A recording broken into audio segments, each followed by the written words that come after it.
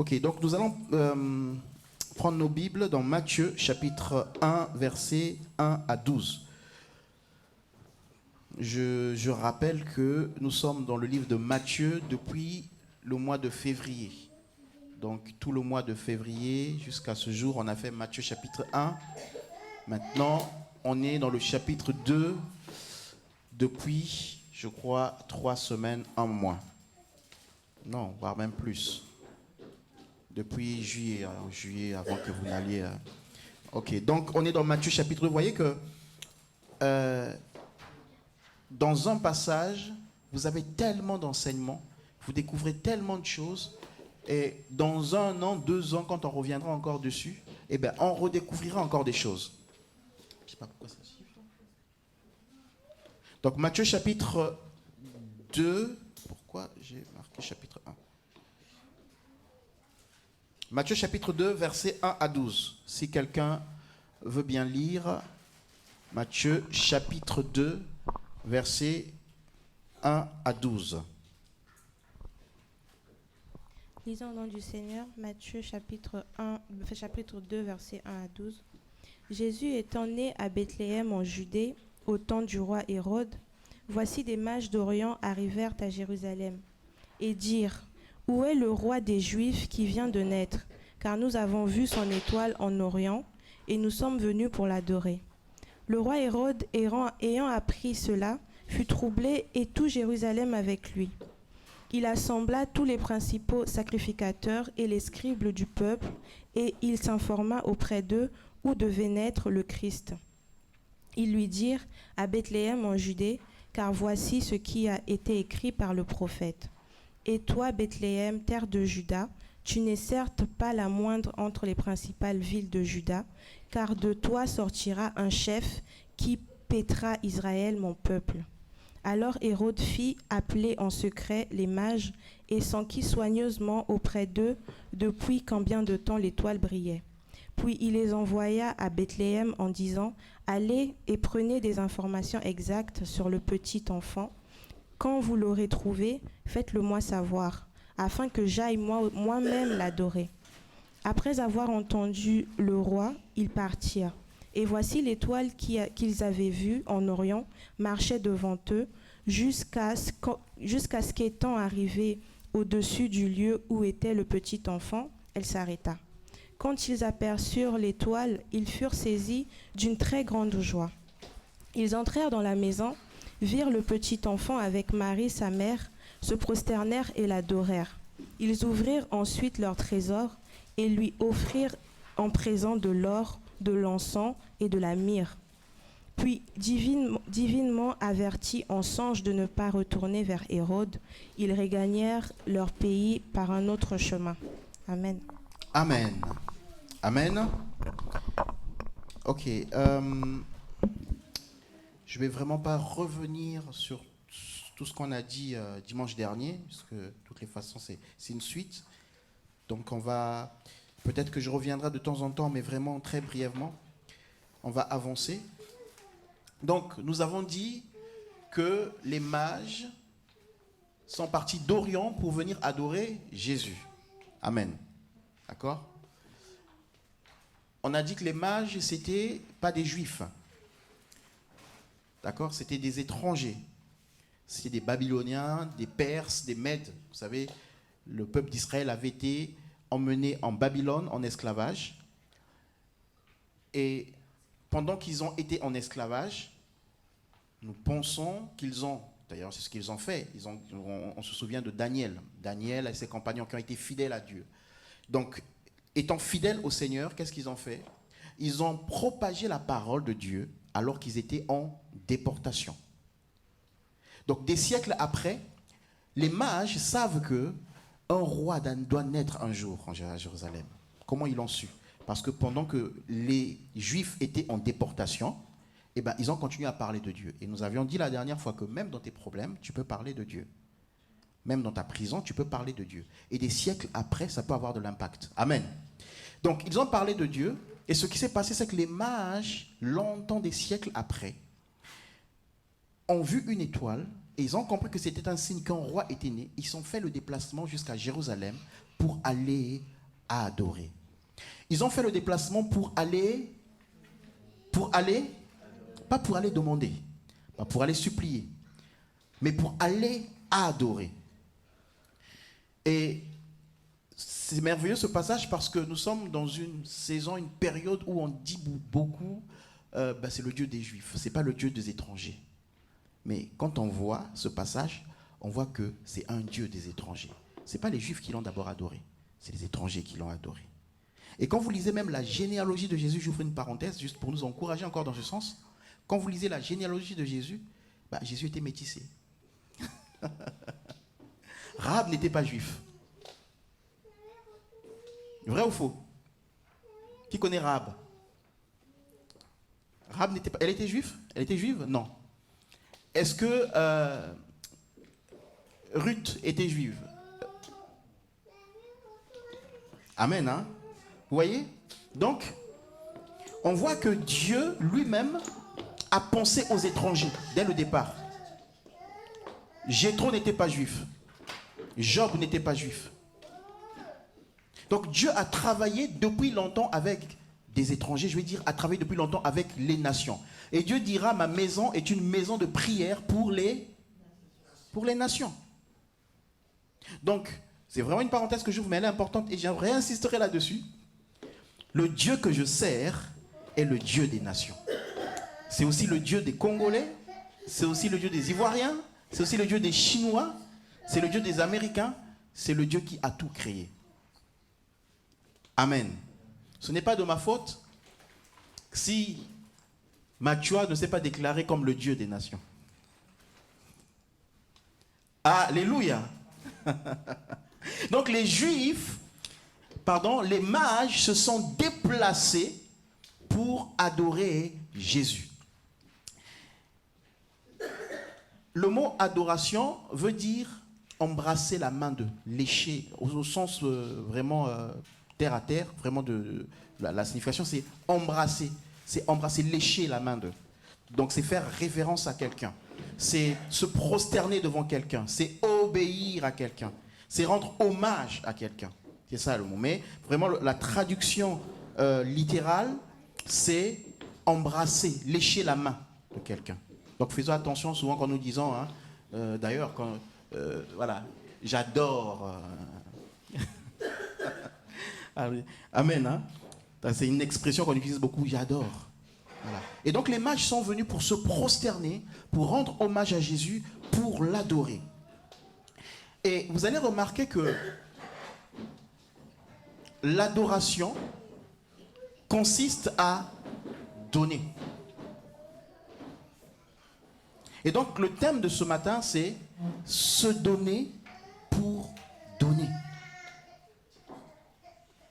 Se donner pour donner. Nous venons souvent au Seigneur, on l'a dit tout à l'heure en début de culte, on nous l'a dit que nous avons pris l'habitude de venir à Dieu pour recevoir. Et vous allez remarquer que souvent là où il y a du monde, c'est parce que les gens ont besoin de recevoir. On va recevoir une prophétie, on va recevoir une parole sur notre famille, on va recevoir une direction, on va recevoir de l'argent, on va recevoir mobile money, c'est ça, hein? Sur le téléphone. Donc on vient à l'église et puis je dis, allez, tu reçois 50 € sur ton téléphone. Nous ici on ne le fait pas. On ne détourne pas de l'argent pour mettre dans des comptes des gens.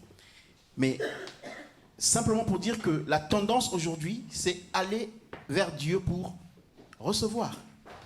Mais Dieu veut aussi des personnes qui viennent pour se donner et pour donner. Imaginez, on est dans une relation ensemble, tous les deux. Et dans cette relation, tu ne viens que pour que je te donne. Et tu ne viens que quand tu as besoin. Bon, là tu ne vas pas ressentir exactement ce que je dis. Imagine, on est dans la relation. Et moi, je viens te voir juste quand j'ai besoin. Quand je n'ai pas besoin, je ne te connais pas.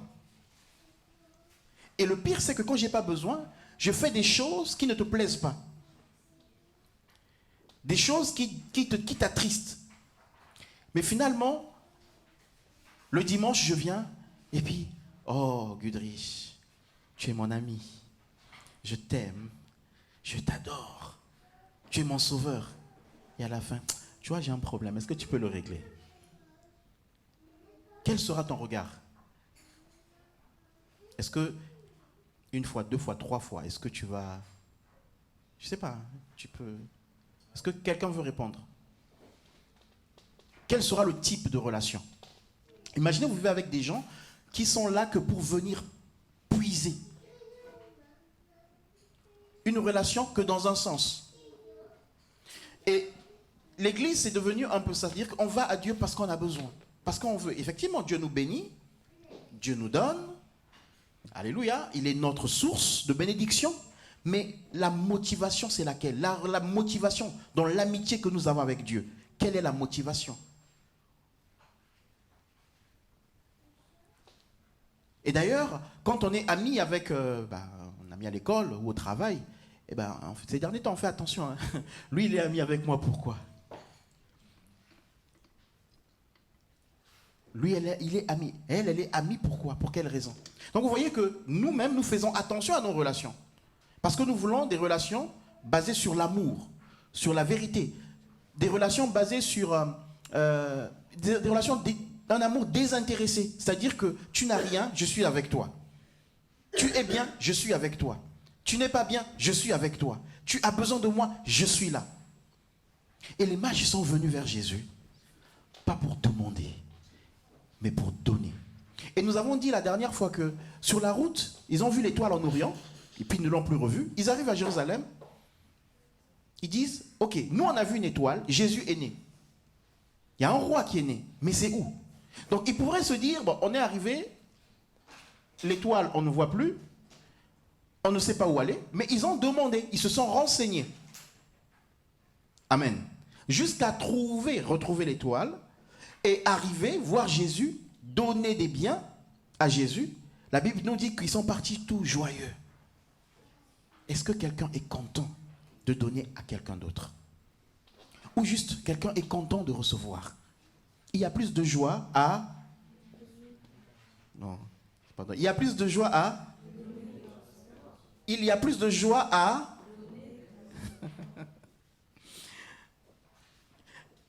Est-ce que vous éprouvez de la joie quand vous bénissez quelqu'un?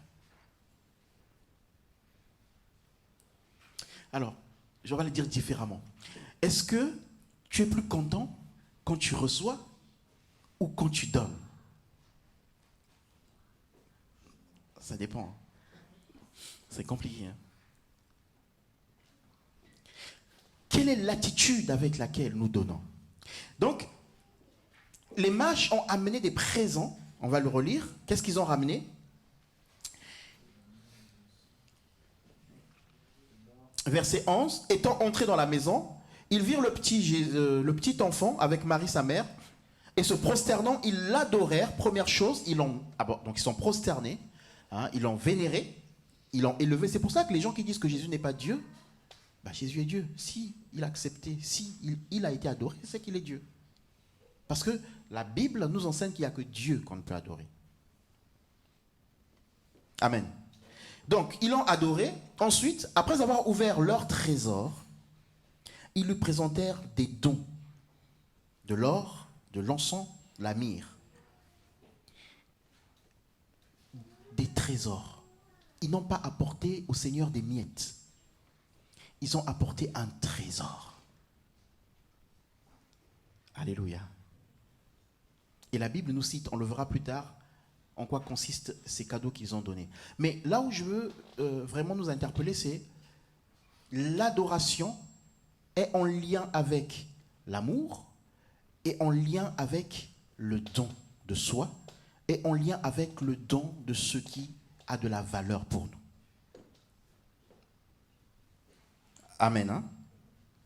Amen. Est-ce qu'on se comprend? Est-ce que c'est compliqué ce que j'explique? C'est-à-dire que l'adoration est en lien avec le don. Et tout ça, c'est basé sur une relation d'amour. Je prends un exemple. Quand deux personnes sont à la mairie, devant le maire, pour se marier, Ils rentrent dans une relation qui est le résultat d'un engagement qu'ils ont pris d'abord dans le secret. D'accord? Et quand ils sont devant le maire, même ce que le maire lit, c'est vous devez. C'est ça, hein? Vous devez, fidélité, assistance, ok? Et ensuite, les vœux qui sont faits, c'est quand vous donnez la parole aux gens. On a été à un mariage samedi, quand la parole qui a été donnée à chacun des mariés, le marié a dit, je prendrai soin de toi. Et en plus, il a pleuré. C'était fort. La Dieu mère a failli pleurer. Donc, il a fait des promesses. Il n'a pas dit, toi, tu feras ça pour moi. Mais il a dit, je ferai ci, je ferai ça, je ferai ça. Et quand l'épouse a pris la parole, elle aussi, elle n'a pas dit, toi, tu feras ça pour moi. Mais elle a dit, je ferai ci, je ne t'abandonnerai jamais. Donc, c'est-à-dire que je viens pour donner. On voit une relation qui est en train de se créer. Et dans cette relation, chacun s'engage pour donner. Pas d'abord pour recevoir. Pourtant, on sait qu'on va recevoir. Mais mon engagement, dans la relation d'amour, c'est de donner. Amen, amen, amen. Est-ce qu'on est d'accord? On peut avancer?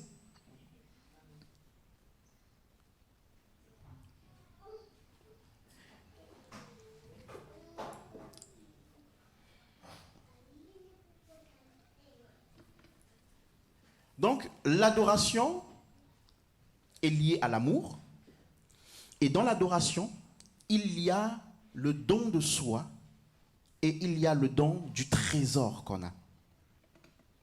Quand je parle du trésor qu'on a, c'est ce qui a du prix à tes yeux. Qu'est-ce qui a du prix à tes yeux? Dieu nous demandera toujours ce qui a du prix et de la valeur pour nous. Et souvent, pour donner ce qui a du prix à nos yeux, c'est très compliqué. C'est pour ça que la Bible va parler de sacrifices, on va le voir tout à l'heure.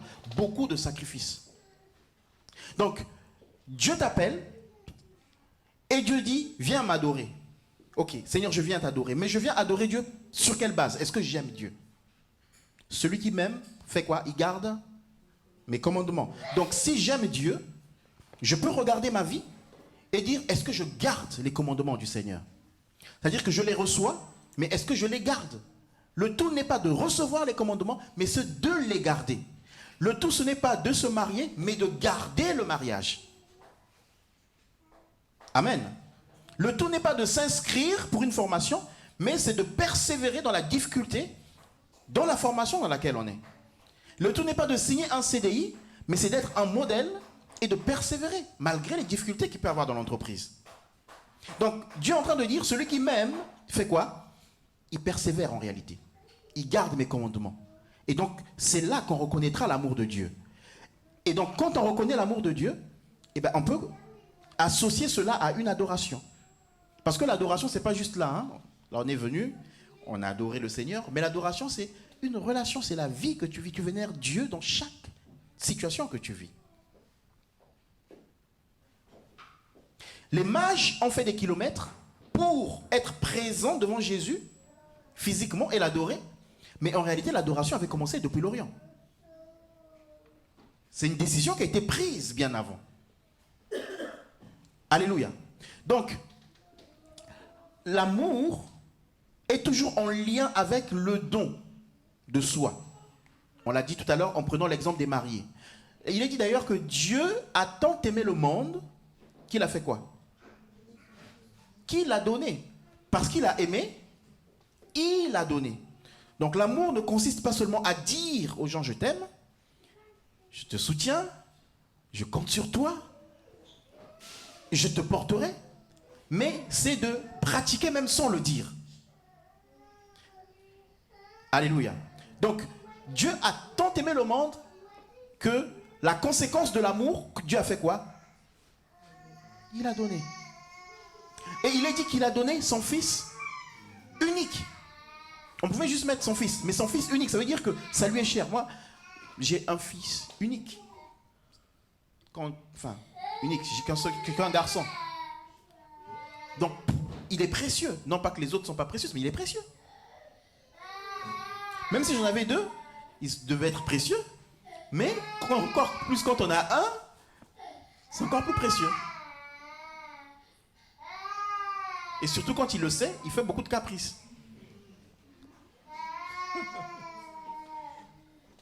Mais Dieu ici parle d'un fils unique, c'est-à-dire qu'il n'y a pas d'autre enfant. Et il a donné ce fils pour que toi et moi ayons la vie. On va lire Genèse chapitre 22. Genèse chapitre 22.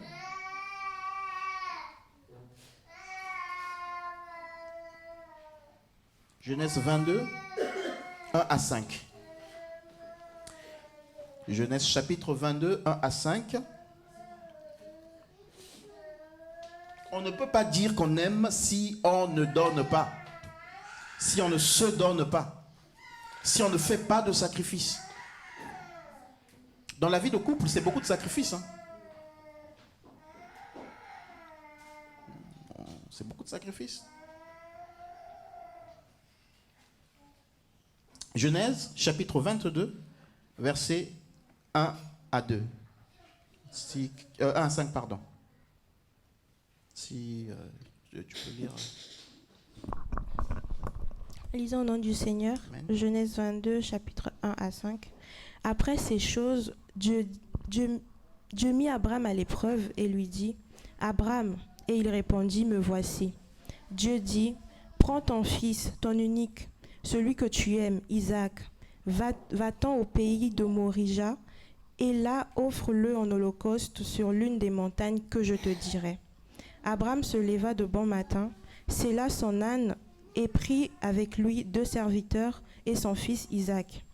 Il fondit le bois pour l'holocauste et partit pour aller au lieu que Dieu lui avait dit. Le 3e jour, Abraham, levant les yeux, vit le lieu de loin. Et Abraham dit à ses serviteurs, « Restez ici avec l'âne. Moi et le jeune homme, nous irons jusque-là pour adorer et nous reviendrons auprès de vous. » Amen. Amen. Donc, Dieu, on connaît toute cette histoire. Dieu appelle Abraham. Il lui dit, Abraham, la Bible, d'abord, l'auteur dit, Dieu mit à l'épreuve Abraham. Et lui dit, Abraham répond, me voici. Il dit, prends ton fils. Il rajoute quoi? Ton unique. Abraham avait 2 fils. Il y avait Ismaël aussi. D'accord? Mais quand Dieu le regarde, Dieu dit, prends ton unique. Parce que Isaac était l'enfant du miracle. L'enfant de la promesse. Donc, et Ismaël était l'enfant de l'erreur. Si je peux le dire comme ça, vous vous souvenez, il est parti avec Agar. Donc c'est une erreur, ce n'était pas le plan de Dieu. Mais quand Dieu regarde Abraham, Dieu dit ton unique. C'est-à-dire que Dieu ne voit pas ses erreurs. Dieu a pardonné, il a oublié. Il dit ton unique. Et il dit celui que tu aimes. C'est la première fois dans la parole qu'on parle que le mot amour apparaît. Ton fils, ton unique, celui que tu aimes. Et va, offre-le en holocauste. Mais regardez ce que Abraham dit plus tard. Abraham se leva et il dit à ses serviteurs, moi et le fils, nous allons à la montagne pour adorer. Donc, ça veut dire que nous, quand on lit le texte qui a été interprété, on comprend Dieu qui appelle Abraham pour lui dire, offre ton fils. Nous, pour nous, c'est un sacrifice. C'est-à-dire qu'il va sacrifier, tuer son fils. Mais dans le langage de Dieu et Abraham, l'expression ici sacrifice, offrir son fils, c'est Dieu lui disait, va m'adorer. Puisque Abraham, quand il y va, qu'est-ce qu'il dit à ses serviteurs? Je vais adorer. Amen. Donc on le voit avec les mages qui vont adorer, amener un sacrifice avec un don. Et Abraham qui est appelé par Dieu pour faire un sacrifice, mais en fait pour aller adorer. À l'époque, on adorait en faisant un sacrifice. Souvenez-vous de Caïn et Abel, qui sont allés faire un sacrifice d'adoration. Donc on voit ici un lien entre l'adoration, le don et l'amour. Ton fils, ton unique, celui que tu aimes, celui qui t'est précieux, donne-le moi en sacrifice. Donc vous voyez que Dieu, quand je veux adorer le Seigneur, quand le Seigneur m'invite à l'adorer, il va me demander quelque chose qui m'est précieux. et qui est un sacrifice. Il est dit dans Romains 12, offrez vos corps comme un sacrifice vivant. Christ, lui, s'est offert comme un sacrifice mort et ressuscité. Et nous, il nous dit, offrez-vous comme un sacrifice vivant. Donc, quand on parle de sacrifice, c'est-à-dire que c'est quelque chose que tu chéris, mais en fait que tu es en train de sacrifier. Est-ce que je me fais comprendre? L'expression sacrifice, c'est quelque chose qui te coûte. C'est quelque chose qui te coûte, qui a du prix. Ce n'est pas les miettes. C'est-à-dire que, bon, Seigneur, aujourd'hui, non,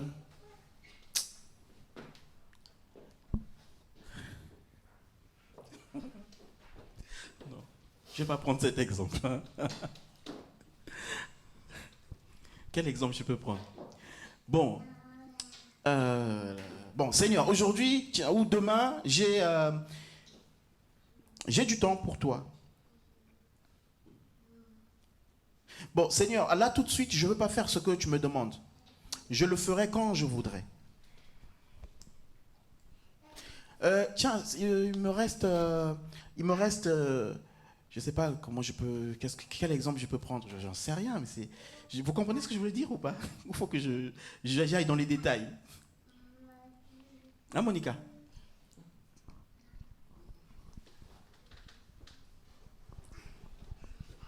C'est-à-dire que Dieu n'est pas un Dieu des restes. Dieu, ce qu'il veut, c'est ce qui est précieux à tes yeux. Encore dans la relation, si moi je vous fais que donner les restes, il y a un problème. Alléluia. Dieu, ce qu'il veut, c'est ce qui te coûte. C'est pour ça qu'il parle de sacrifice. Alors, ce qui nous coûte, ça peut être notre temps. Ah, est-ce que j'ai le temps? Non, je n'ai pas le temps.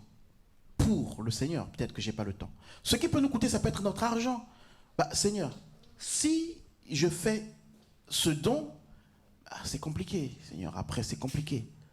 J'avais prévu autre chose. Ça me coûte. Ça me pèse. Ça me coûte. Mais c'est un acte de foi. C'est-à-dire que ce que Dieu veut, c'est que tu lui donnes quelque chose avec, avec considération. Voilà, c'est ça le mot que je cherchais. Avec considération. Ce n'est pas tant la valeur. Parce que tu peux donner 1000 € à Dieu, mais si ton cœur ne considère pas le Seigneur, si la motivation est autre, ça ne compte pas devant Dieu. Est-ce que vous comprenez? Mais c'est avec considération. Et cette considération, c'est d'abord se donner avant de donner. Je ne sais pas si vous savez, c'est ce que je veux partager. Être avant de faire. Sinon, je vis une relation de semblant. Je suis avec ma femme, mais en fait, je fais semblant. Je ne suis pas. C'est-à-dire que je ne l'aime pas, mais je fais semblant de l'aimer. Et je donne des cadeaux. En même temps, je suis en train de tromper. J'ai connu des gens qui l'ont fait. En même temps, je donne des trucs qui coûtent super cher, mais en même temps, je suis en train de tromper ma femme.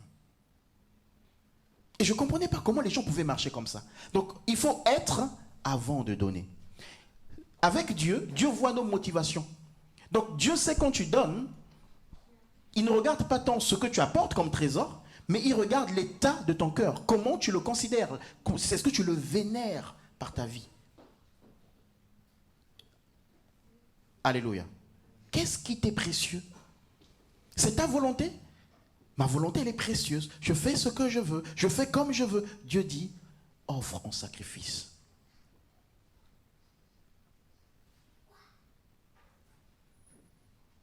Et c'est ça l'amour. Donc Jésus va dire quoi?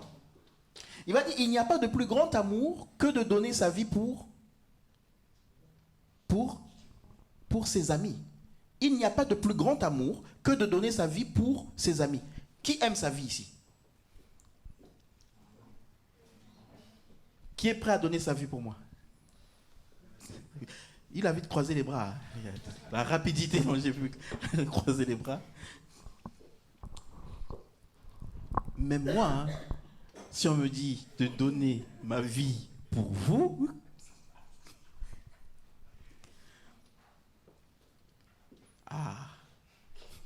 je vais dire, Jésus a déjà donné sa vie pour vous. Suivez-le. Si moi je donne ma vie pour vous, Dieu ne me demande pas ça. Et là, moi, j'obéis à la parole de Dieu. Je ne la donnerai pas. Mais en même temps, je donne ma vie dans ce que je fais. Et Jésus est en train de dire, il n'y a pas de plus grand amour que de donner sa vie pour ce qu'on aime, pour ses amis. Il n'y a pas de plus grand amour. Donc ça veut dire que Jésus est là, il a sa vie, qui est précieuse, mais en même temps, il regarde à la vie des autres, à ta vie, il dit, cette vie-là aussi est précieuse, il y a une balance entre sa vie qui est précieuse et ta vie qui est précieuse. Et il dit que ta vie est tellement précieuse qu'il renonce à sa vie pour la donner pour ta vie à toi. Amen. Le sacrifice. Quel amour. Waouh. Sa vie est précieuse. Mais il regarde à ta vie, il a un choix à faire.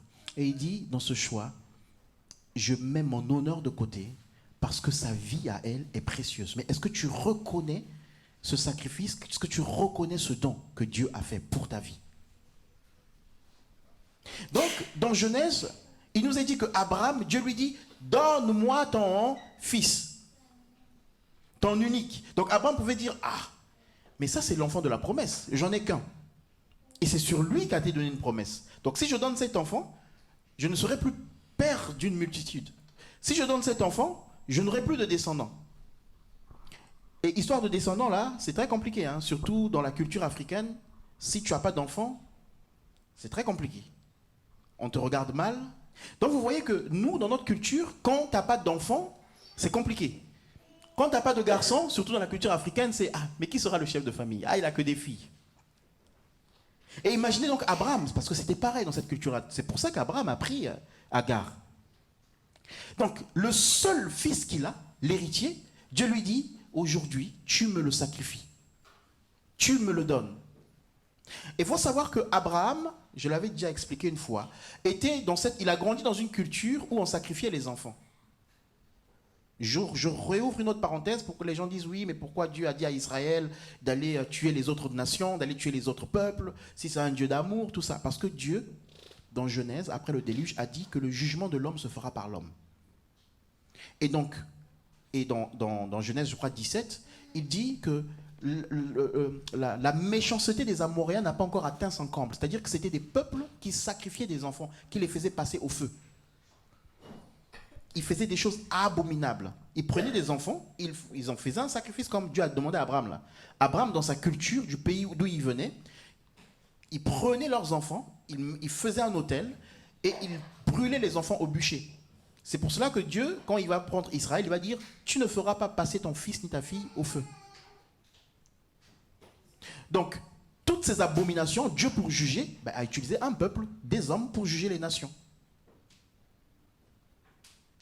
Donc Abraham avait cette habitude, enfin, peut-être pas lui, mais dans sa culture, ses grands-parents sacrifiaient les enfants. Donc quand Dieu lui dit « Sacrifie-moi ton fils », c'est quelque chose qui est dans sa culture.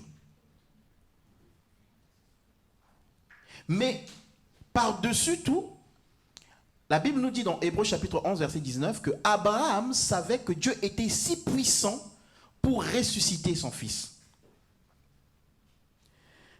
Jusque-là, il n'y a pas encore eu de résurrection sur terre. Jusque-là. Avant Abraham, la Bible n'a jamais parlé de résurrection. Mais la Bible nous dit que Abraham, en sacrifiant Isaac, était conscient, se disait, Dieu est tellement puissant, Hébreux chapitre, si tu peux essayer de le trouver pour le lire, Hébreux 11, verset 19, je crois, que Dieu était si puissant qu'il allait ressusciter. Donc, quand il sacrifiait son fils, il croyait en la résurrection de son fils, une image de Christ qui va se donner, mais qui va aussi ressusciter. Et ce que Dieu opérait en plus dans la vie d'Abraham, c'était de compter sur lui. C'est-à-dire que tu me donnes ce qui t'est précieux, mais en même temps, tu comptes sur moi pour que je les ressuscite dans ta vie. Quand Dieu te demande quelque chose qui a du prix, c'est parce qu'il veut te faire vivre le miracle de la résurrection de cette chose-là. Est-ce que vous comprenez ça? C'est comme la graine, tu sèmes, tu enterres, elle est morte la graine. Mais quand elle va sortir, elle ne te donne pas une seule graine, mais elle te donne plusieurs fruits. Amen, amen, amen. Donc, Dieu est en train... Tu l'as trouvé? Tu peux le lire? 19, c'est ça? Oui. Il pensait que Dieu est puissant. Lis à partir du 18. 18, d'accord. Et à qui il lui avait été dit, en Isaac sera nommé pour toi. Remontons encore au 17. C'est par la foi qu'Abraham offrit Isaac lorsqu'il fut mis à l'épreuve et qu'il offrit son fils unique, lui qui avait reçu les promesses, et à qui il avait été dit, en Isaac sera nommé pour toi une postérité. Il pensait que Dieu est puissant, même pour ressusciter les morts, ou aussi le recouvra-t-il par une sorte de résurrection. Amen. Il pensait que Dieu est puissant pour ressusciter les morts. Donc quand Dieu te demande quelque chose de précieux, c'est par la foi, mais est-ce que tu penses qu'il est capable de ressusciter, de donner? Ça nous est arrivé des moments où, Seigneur, on n'a que ça. Mais si on le donne à cette personne qui est en difficulté, on n'a que ça, Seigneur. On a donné. Et puis, comme par hasard, il n'y a pas de hasard. Le lendemain, on est béni. Vous voyez? Vous voyez ce que Dieu fait? C'est-à-dire que la confiance en Dieu, c'est de se dire, ok, Seigneur, c'est par la foi que je fais ces choses, mais je crois que tu es si puissant pour ressusciter. Tu es puissant pour pourvoir. Je compte sur toi, je m'appuie sur toi. Vous ne pouvez pas vivre certains miracles si vous n'apprenez pas à mourir. Si vous n'apprenez pas à compter sur Dieu, vous ne pouvez pas vivre certains miracles.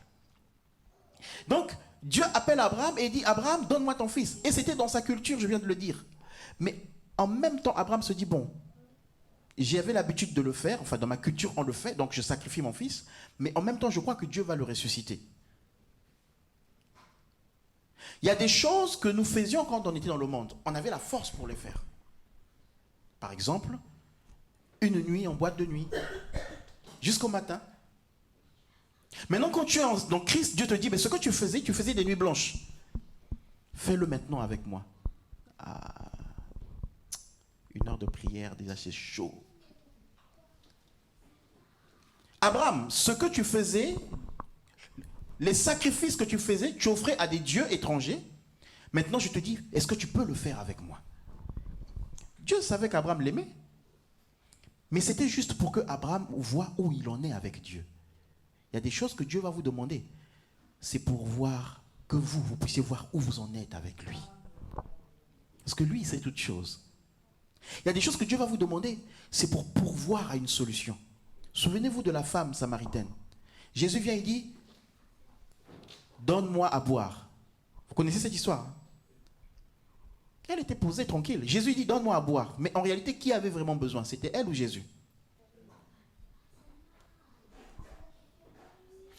Et parce qu'elle a répondu à Jésus qui lui dit, donne-moi à boire. Et elle rentre dans la discussion. Mais oui, je veux bien. Mais comment? Moi, qui suis samaritaine, vais te donner à boire. Il n'y a pas de relation entre nous. Je veux bien, mais il n'y a pas de relation entre nous. Donc elle rentre dans cette discussion. Et finalement, Jésus lui donne une réponse qui la rend tellement heureuse qu'elle va en parler à d'autres personnes. Quand Jésus vient te demander quelque chose, c'est pour te bénir. Il veut juste t'amener à une bénédiction. Quand Jésus te demande de ton temps, de ta personne, c'est pour te bénir. Quand Jésus te dit d'être discipliné, c'est pour ton bien. Amen. C'est-à-dire que ce que je fais chaque jour peut avoir des conséquences. C'est-à-dire, je le fais aujourd'hui, ça se passe bien. Je le fais demain, ça se passe bien. Je le fais après-demain, mais un jour, ça va m'emmener à un point de non-retour. Donc quand Dieu nous interdit des choses, Dieu voit plus loin. Nous, en fait, on voit juste là. Mais Dieu voit plus loin pour notre vie. Est-ce que vous comprenez ce que je suis en train de dire? Alléluia. Je le fais aujourd'hui, il n'y a pas de conséquences dramatiques. Je le refais demain, il n'y a pas de conséquences dramatiques. Mais c'est petit à petit que ça se prépare. Et à un moment donné, on perd le contrôle. Donc, Dieu dit, avant que tu ne donnes, que tu ne me donnes, que ce soit l'argent, ton temps, tout ce que tu veux, donne-toi d'abord. Et c'est ce qui s'est passé dans Genèse chapitre, on ne va pas le lire, je vais passer, Genèse chapitre 4. Vous connaissez l'histoire de Caïn et Abel. quand vous lisez le chapitre 1, il est dit que Caïn devient laboureur et Abel devient quoi? Non. Caïn devient cultivateur et Abel devint. La Bible utilise le mot devint. Donc, c'est-à-dire qu'ils n'étaient pas. Ils sont devenus. Et parce qu'ils sont devenus l'un cultivateur et l'autre berger, ils ont donné ce qu'ils étaient. Si tu es cultivateur, agriculteur, tu ne vas pas donner un agneau. Tu vas donner le fruit de ton travail. Amen. Mais les deux sont devenus deux personnalités différentes parce qu'ils ont fait un choix. Mais les deux ont été exposés à la même parole. C'est-à-dire que Adam et Ève leur ont dit, alors ce n'est pas écrit dans la parole, mais on peut le comprendre, que Adam et Ève leur ont dit, écoute, nous on était dans le jardin, on a péché, on était cultivateurs, donc on travaillait la terre, nous avons désobéi, et Dieu nous a chassés du jardin. Et Dieu a maudit la terre que nous cultivions. Est-ce qu'on se comprend? Et Dieu a maudit la terre.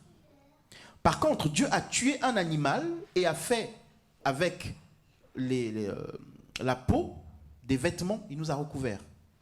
Donc Dieu a fait un sacrifice. Donc maintenant, pour s'approcher de Dieu, il faut un sacrifice sanglant. Quand les deux reçoivent cette information, ils peuvent savoir que le choix que je vais faire soit un choix par la foi de m'approcher chaque fois du Seigneur. Donc je vais devenir un berger. Comme ça, je pourrais m'approcher du Seigneur. Ou je vais continuer à être cultivateur, à travailler sur un sol qui est maudit. Ils ont fait chacun un choix. Avec le même message qu'ils ont reçu. Et pendant que comment on l'appelle, Caïn cultivait, tout se passait bien. Ah, ça pousse. Merci Seigneur. Ah, ça grandit. Merci Seigneur. Et je vais rappeler qu'à l'époque, on ne mangeait pas encore de viande. Parce que la viande, elle a commencé à être mangée à la sortie de l'arche. On ne mangeait pas de viande encore. Donc il n'y avait pas de raison pour Abel, en fait, de faire de l'élevage. Il n'y avait pas de raison. Mais la seule raison pour laquelle il faisait de l'élevage, c'était pour se vêtir, mais aussi parce qu'il était sacrificateur. Et donc le jour où Dieu descend, parce que Dieu nous laisse travailler, tu fais ce que tu veux. Mais un jour, on va s'approcher pour le culte. Et là, ce jour-là, les deux s'approchent et Dieu dit, bon, vous avez travaillé longtemps? Oui. Toi, tu as fait quoi? Moi, j'ai élevé des animaux, voilà le sacrifice sanglant. Le sang est là, parce que c'est que par le sang qu'on peut s'approcher. Et toi? Moi, j'ai cultivé, ça a été dur, hein. J'ai beaucoup travaillé. J'ai beaucoup travaillé, hein, parce que cultiver, c'est difficile. Tu vois, Abel, il était juste là, il faisait rien, il surveillait juste les animaux. Mais moi, j'ai mis des efforts. Et Dieu dit, ton sacrifice, je ne le prends pas. Donc la Bible nous dit l'un devint cultivateur, l'autre devint berger. Et donc, le sacrifice qu'ils donnent à Dieu est le résultat de ce qu'ils sont. Dieu va agréer votre offrande selon que vous êtes ou pas aligné à sa volonté. Amen, amen, amen, amen. Donc, être avant de donner. Donc, vous voyez que les mages sont venus, mais parce qu'ils étaient déjà, dès l'Orient, ils attendaient la promesse. Et donc, quand ils arrivent, ils amènent des présents à Jésus. C'est pas juste, oh, je viens donner pour me faire voir. Non, je viens donner parce que j'attendais. Est-ce que tu es dans l'attente? Alléluia. Est-ce qu'il y a des gens qui sont dans l'attente? Dans l'attente d'être dans la présence de Dieu. Je l'attends impatiemment. Je vais aller avec joie, donner dans la présence de Dieu. Je vais aller avec joie, donner mon temps, donner ma louange, donner mes pas de danse. Alléluia. Est-ce qu'il y a des gens qui sont joyeux, qui sont impatients de se retrouver dans la présence de Dieu? Que ce soit notre partage. Que ce soit ton partage. Que tu sois avant de donner. Vous savez, on peut remplir de ce panier-là d'argent, dire gloire à Dieu. On le remplit là, offrande, tout ça, on remplit. Il y a un frère qui est avec nous, maintenant qui est à Paris, puisqu'il est allé faire un stage. Maintenant, il a fini le stage, il a trouvé un travail là-bas maintenant. Et il est venu en culte avec nous le week-end du 11. Donc, il était venu à Caen, là. Et puis, moi, on allait payer comme d'habitude. Et il est venu, il a dit, non, pasteur, je vais tout payer. Il a tout payé. Pour tout le mois tous les mois, le mois précédent. J'étais touché. Il a fait, j'ai dit, t'es sûr? Il dit, oui, je vais tout payer. Bon. Humainement, moi, ça me touche. Mais, l'offrande qu'il a faite, c'est Dieu qui voit réellement la motivation. Est-ce que vous comprenez ça? C'est Dieu qui l'approuve. Donc, on peut remplir ce panier-là, mais ce que Dieu regardera, c'est est-ce que toi, tu t'es déjà donné? Parce que ce que Dieu veut le plus, c'est toi, que ton argent, que tes biens. C'est ta personne. Il n'est pas mort pour ton argent. Il est mort pour que tu sois avec lui dans l'éternité. Alléluia. Est-ce que tu peux dire Christ est mort pour que je sois avec lui dans l'éternité?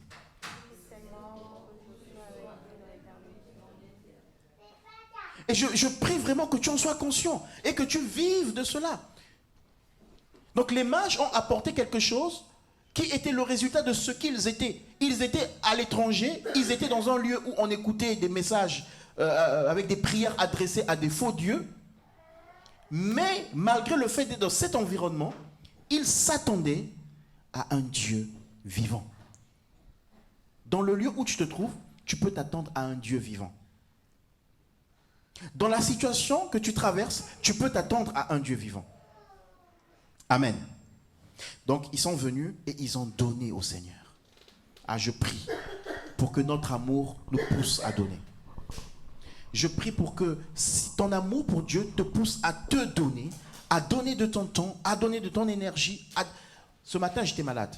Je me suis levé, je suis allé me recoucher, j'ai dit, c'est pas possible. C'est pas possible. J'avais mal, mais vraiment mal. Je quitte la maison à 9h30 pour arriver ici à 10h et installer. Mais jusqu'à 9h, je suis reparti au lit. Je dis, oula, comment ça va se passer? À un moment donné, j'ai dit, bon allez, faut... Et j'avais mal. J'avais extrêmement mal. Je suis arrivé ici, là, j'ai commencé à descendre les affaires, là. Il y avait le frère Gudrich qui était là. C'est lui qui est allé chercher le clavier. Donc j'étais là en train de... J'avais mal. Et au fur et à mesure que j'étais en train d'installer, je n'avais plus mal. Dans ma tête, j'étais en train de réfléchir. Je dis, si j'ai mal comme ça, je pense que je mettrai une chaise pour m'asseoir. Et puis je vais partager comme ça. Mais au fur et à mesure que j'étais là, et là j'ai plus du tout mal. Mais vraiment, j'ai plus du tout mal. Vous voyez que on peut être malade parce qu'on a cru en la maladie. C'est-à-dire que je ne suis pas bien, ok, je ne me lève pas. Eh bien, je ne me lève pas, mais tu vas continuer dans cet état. Parce que tu as nourri ta foi par la situation que tu vis. Mais tu peux dire, je vis ça, mais je me lève pour aller à l'encontre de ce que je suis en train de traverser. Alléluia. C'est ça. C'est-à-dire que quand tu te donnes, il y a une bénédiction derrière. La Bible dit que les mages ont venu, ils ont donné. Et quand ils sont sortis de là, est-ce que tu peux lire le verset 12? Quand ils sont sortis de là, les mages, qu'est-ce qui s'est passé? Matthieu chapitre 2, verset 12. Je crois que c'est le verset 12.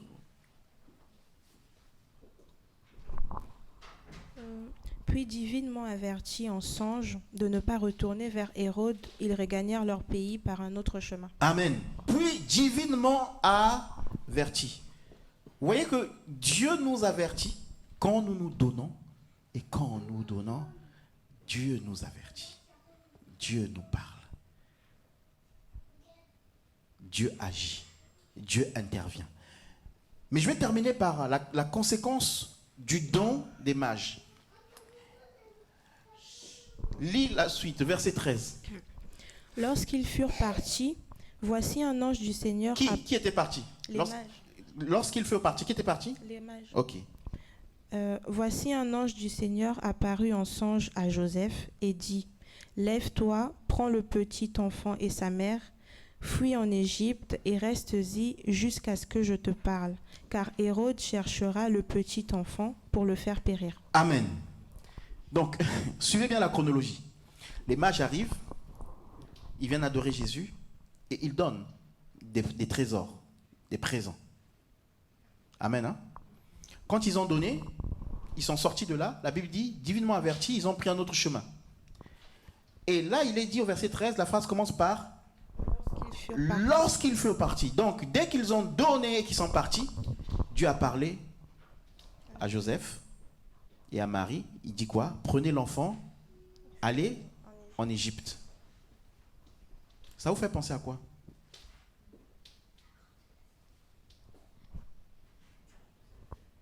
Hein? Oui, ça fait penser à Joseph. Comment je peux poser la question? Cette chronologie-là des événements, hein, et le fait d'aller en Égypte. Bon, c'est pas grave, parce que je serais posé, c'est pas grave.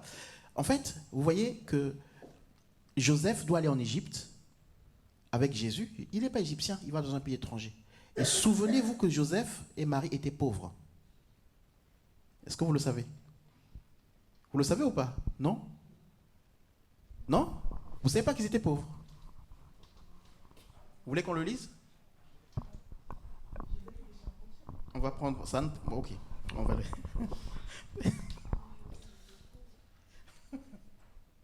Joseph était charpentier. Ok. Oui, alors?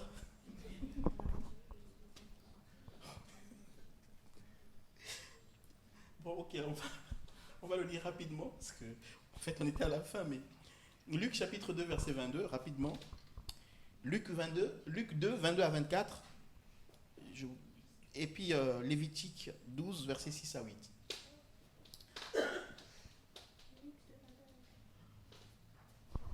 Toi, tu prends Lévitique.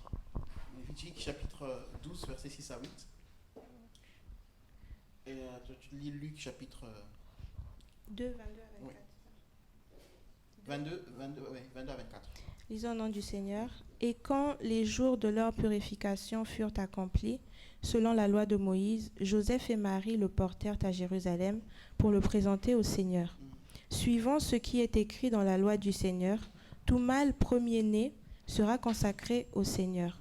Et pour offrir en sacrifice 2 tourterelles ou 2 jeunes pigeons, cela est prescrit dans la loi du Seigneur. Ok, donc 2 tourterelles et 2 pigeons. Et 2 pigeons, comme cela est prescrit dans la loi du Donc, Seigneur. quand il y avait une naissance, donc on offrait 2 tourterelles et 2 pigeons pour le premier-né garçon. Ok, en sacrifice. Ok, Lévitique chapitre 12, verset 6 à 8. Lisons du Seigneur. Lorsque la période de purification est terminée après la naissance d'un garçon ou d'une fille, la femme va trouver le prêtre à l'entrée de la tente de la rencontre. Elle lui emmène un agneau d'1 an destiné à un sacrifice complet, ainsi qu'un pigeon ou une tourterelle destinée à un sacrifice pour le pardon. Le prêtre offre ses sacrifices au Seigneur, puis effectue sur la femme le geste rituel de la purification. Dès lors, elle est purifiée de son accouchement. Telles sont les instructions concernant les femmes qui accouchent soit d'un garçon, soit d'une fille. Si une femme n'a pas les moyens de fournir un agneau, elle peut apporter 2 tourterelles ou 2 pigeons. L'un des oiseaux est offert en sacrifice complet et l'autre en sacrifice pour le pardon. Amen. Oui, Amen. continue. Fini. Après que le prêtre a effectué sur la femme le geste rituel de la purification, elle est purifiée. Amen. Amen. Est-ce qu'on a compris? Marie n'avait pas les moyens d'apporter le sacrifice pour Jésus. Donc elle a apporté les 2 tourtereaux. C'est-à-dire que pour le riche, puisqu'il va gagner beaucoup, on va lui demander quelque chose qui coûte. Qui coûte.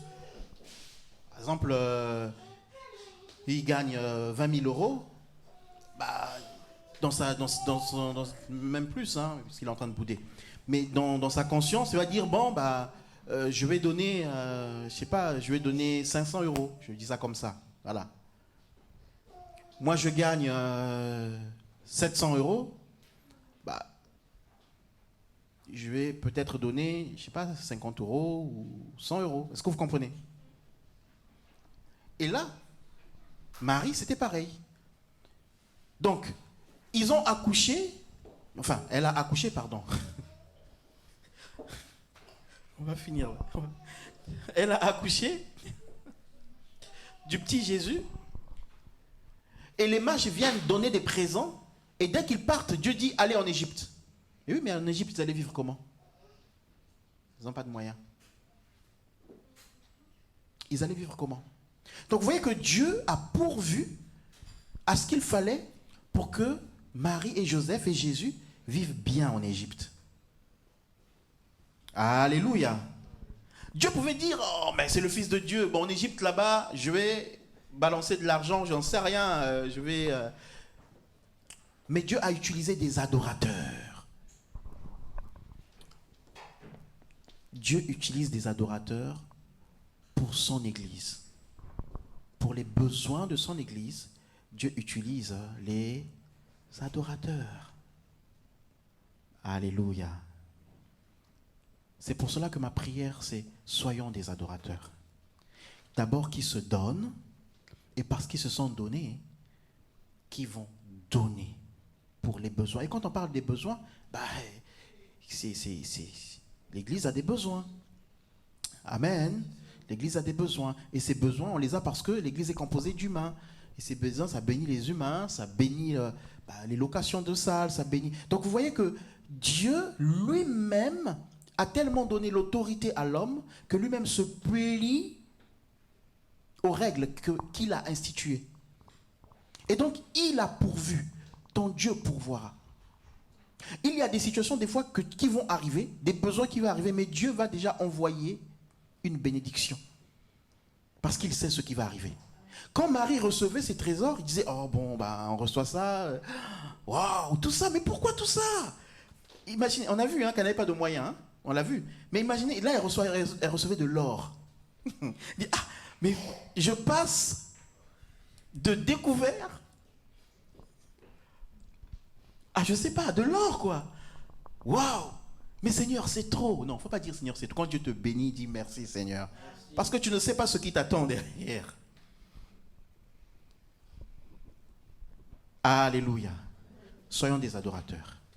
Que Dieu fasse de nous des adorateurs. Que Dieu fasse de nous des Abel, des personnes qui s'engagent avec Dieu, qui s'appuient sur le sacrifice de Jésus. Que Dieu fasse de nous des mages qui, depuis l'Orient, ont décidé d'aller adorer. Je vais vers le Seigneur pour aller adorer, pour aller me prosterner, pour aller apporter. Et je sais que quand j'apporte, je suis béni. Soyons des hommes et des femmes qui apprennent à donner aux uns et aux autres. Donne à ton frère. Donne à ta sœur. N'attends pas toujours de recevoir, mais donne de ton temps. Donne de ta personne. Donne de ton argent. C'est ce que Dieu attend de nous. Il y a plus de joie à donner qu'à que Dieu nous bénisse. Amen. Nous pouvons prier. Simplement, 2 personnes vont élever leur voix et vont prier pour ce que nous avons entendu. Alléluia. Seigneur, nous te disons merci. Merci infiniment pour cette parole que tu as envoyée ce matin. La Bible déclare que tout le temps que tu veux faire quelque chose dans la vie de tes enfants, tu envoies toujours ta parole. Parce que tu es ta parole, Père. Merci, Père, pour tout ce que tu nous as dit ce matin. Accorde-nous la grâce d'intérioriser ces paroles, Père, mais aussi de les mettre en pratique, Père. Accorde-nous la grâce d'être des adorateurs. Parce que la Bible déclare que ce que le Père recherche, c'est des adorateurs. Ce que le Père regarde, c'est le fond de notre cœur. Accorde-nous d'être ces personnes-là, Père, qui sont prêts à tout donner pour toi, Père. C'est vrai que des fois, face à certaines situations, nous nous disons, si je donne au Seigneur, qu'est-ce qui va me rester? Si je fais ceci, comment le lendemain sera? Mais tu nous as donné une réponse en disant que le lendemain prendra soin de lui. Parce que toi, tu veilles toujours sur nous, Père. C'est vrai que c'est pas toujours facile, Père. Mais c'est toi qui crées en nous le vouloir et le faire selon ton bon plaisir, Père. Nous te prions, Père, accorde-nous vraiment, Seigneur, désirer être des adorateurs que toi tu recherches, Père. Merci pour ta parole, merci pour la vie de chacun de nous en ce lieu, Père. Merci de ce que nous décidons ensemble, Père, d'être des adorateurs que toi tu recherches, Père. Merci pour toutes choses, Père. Merci pour tout ce que tu nous donnes et merci aussi pour tout ce que tu ne nous donnes pas, parce que toi tu sais ce qui est bon pour nous, Père. Merci pour ta grâce, merci pour ton amour. C'est au puissant et merveilleux nom de Jésus-Christ que nous avons ainsi prié avec action de grâce. Amen.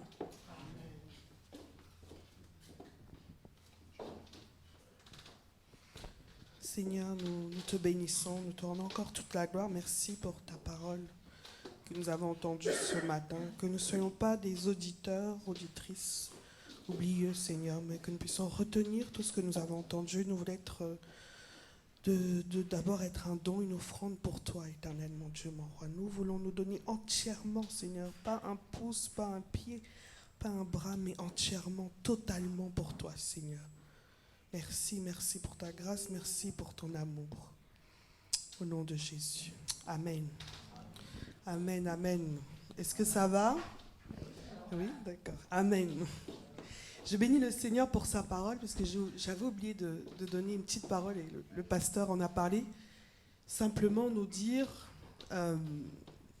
si vous connaissez l'histoire de Lazare, on est venu voir Jésus, on lui a dit, Lazare, ton ami, est malade. Et Jésus est resté là 4 jours. Et après, on a dit, Lazare est mort. Quel est l'ami qui vous laisse mourir? Quel est l'ami qui vous laisse malade? Mais on verra plus tard que Jésus est venu, il a ressuscité. Ce matin, Dieu nous demande de laisser mourir certaines choses qu'on a fait sans lui. Parce que tout ce que nous devons faire, c'est pour lui donner toute la gloire. On a sûrement des rêves, pas sûrement, on a des rêves, créer une entreprise, créer ci, faire ci, avoir un travail. Mais il y a des manières qu'on utilise qui sont égoïstes, orgueilleuses. Et le Seigneur veut se glorifier dans tout ce qu'on fait, dans même les moindres choses. Le Seigneur veut se glorifier. Et nous demandera certainement de laisser mourir certaines choses qu'on a voulu faire sans lui. Mais c'est pour mieux les ressusciter et que pour les autres puissent voir sa gloire. Et pas notre gloire, mais sa gloire. Amen.